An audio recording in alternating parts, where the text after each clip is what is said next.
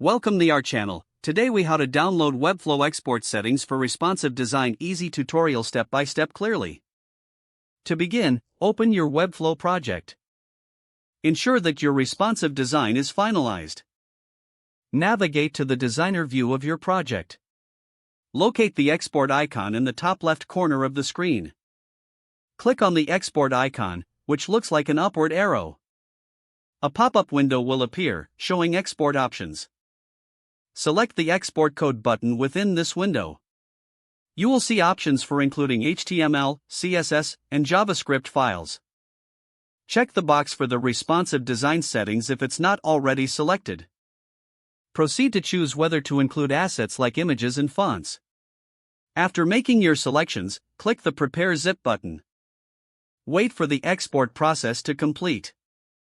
Once finished, a zip file will be prepared for download.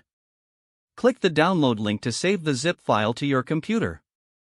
Locate the downloaded zip file in your Downloads folder. Extract the zip file to access the exported code. Open the extracted folder to view your responsive design assets.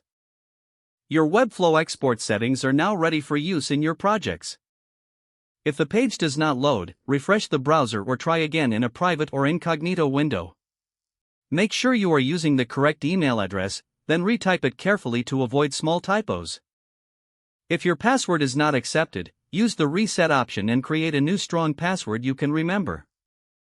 Check your spam folder for verification or security emails, then complete any requested confirmation steps.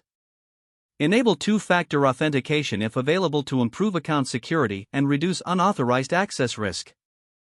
After signing in, review your profile details so your contact information and settings are accurate and current. If you see an error message, note it down and try again after restarting your device and internet connection.